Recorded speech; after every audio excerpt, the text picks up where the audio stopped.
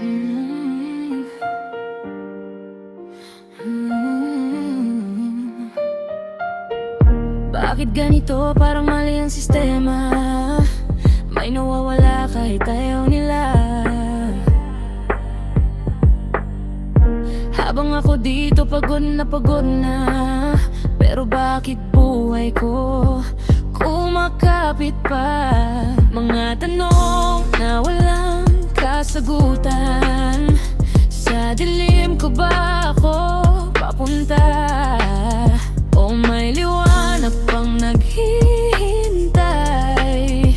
Kahit di ko pa siya matanaw sa buhay. Kung lahat may dahilan, nasaan ang akin? Bakit parang ako lang ang di pinapansin? Tahimik na sigaw, di marinig na mundo. Sino ba ako? Ano bang silbi ko?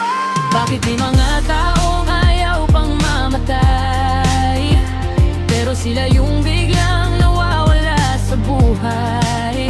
At ako napagod na gusto lang bumitaw, pero nandito pa rin, di pa rin pinapaw. Ano pa bang huli ko sa mundong ito?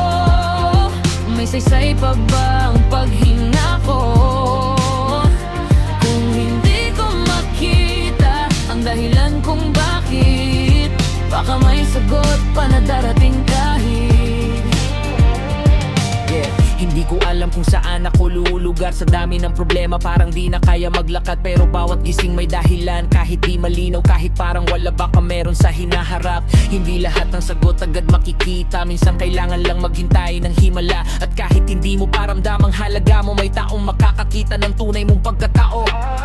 Kung hindi mo pa alam kung bakit ka nandito, hindi ibig sabihin wala kang silbi sa mundo.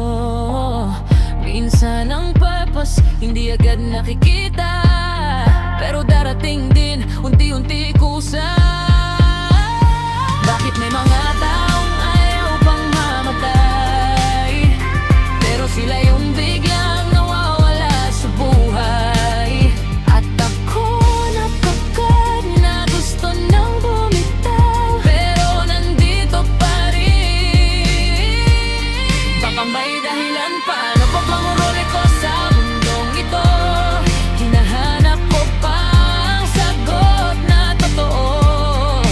At kahit hindi ko pa makita ngayon, hindi ibig sabihin wala na akong misyon.